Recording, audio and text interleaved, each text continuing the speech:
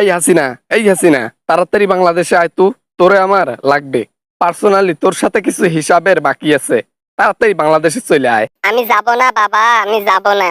বাংলাদেশে গেলে আমি যে অর্থ চুরি করেছি বাংলাদেশ থেকে, যে ভোট চুরি করেছি, যে নিরপরাধ মানুষকে হত্যা করেছি, সবকিছুর বিচার আমার জন্য বসাবে। তুই কি মনে করছিস রে হাসিনে? তুই কতদিন এইভাবে দেশের বাইরে থাকবো? হ্যাঁ, কথা হমক, তুই কতদিন দেশের বাইরে ওইভাবে থাকবো? হ্যাঁ, প্রতিদিন কি মুদিকে পিছন মারা দিয়ে দিয়ে এক একটা দিন কাটপা লাগছিস নাকি? হ্যাঁ রে হাসিনে, মক দেহ। বর্তমান জীবন বাঁচা ফরজ কাজ। এখন জীবন বাঁচাতে গিয়ে যদি মোদিকেও পিছন মারা দিতে হয় ডেইলি, তাহলে সেটাই আমাকে করতে হবে। কারণ বাংলাদেশে গেলে তো আবার জীবনটা হারিয়ে ফেলবো আমার। স্বৈরাচার সরকার বাংলাদেশ থেকে ভাগছে, কিন্তু এই এই এই এই এই দেনাপাতি গুলা সবকিছু রাইখা গেছে। এই দেনাপাতি গুলা সবগুলো এখন আমাদেরই শোধ করা লাগছে। যাই হোক, সত্য করে ফেলবো, তবে হিসাবটাও করে ফেলবো। হ্যাঁ হ্যাঁ, সত্য করবেন, কেন করবেন না? চুরি করেছি লক্ষ লক্ষ কোটি টাকা, এগুলা তো শোধ করতে হবে জনগণকে। আজকে যদি আমাকে দেশ থেকে না তাড়াই দিতা, সবকিছু আগের মতো ঠিকঠাক থাকতো না? হ্যাঁ, তোকে ভাগে দিয়ে একপাশে সুবিধে হয়েছে, কারণ স্বৈরাচার সরকার তোকে কোনো না কোনো একদিন তো ভেগেই যাইতে হইতো। এখন তাড়াতাড়ি ভাগি গেছিস, অল্প দেনার মধ্যে থাক। আরো যদি 20 বছর পর ক্ষমতা ছাড়তি, তাহলে কোটি কোটি কোটি টাকা আরো বেশি দেনা হইতো। মানে এখন তো লক্ষ কোটি টাকা, তখন হবে বিলিয়ন বিলিয়ন টাকা। হ্যাঁ, তাই তো আমাকে দেশ ছেড়ে ভাগতে হলো। এখন তো বাংলাদেশে আর যাইতে পারবো না। আমি চিন্তা ভাবনা করছি মোদিকে বিয়ে করব। ওকে বিয়ে করে আমি যে চালাক মাল না, ওর যত সম্পদ আছে সব আত্মসাৎ করবো একাই। হিন্দু মানুষ তো, মাথার উপরে বুদ্ধি থাকে না, বুদ্ধি থাকে হচ্ছে ওই যে দুইটা বিসি আছে না, দুই বিসির একদম খুব গোপন অঙ্গের মধ্যে, হ্যাঁ, ওইখানে থাকে হলো বুদ্ধি।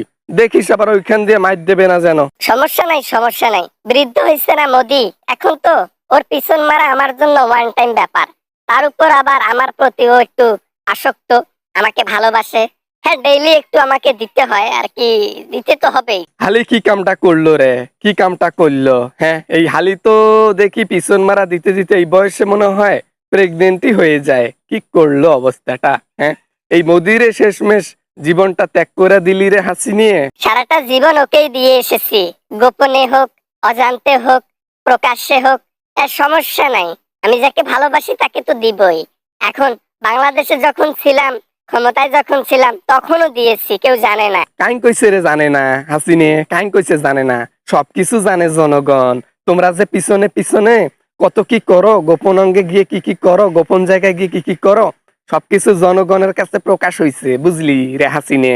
এবার না মানে অপমান কিন্তু এখন একটু বেশি হয়ে গেল।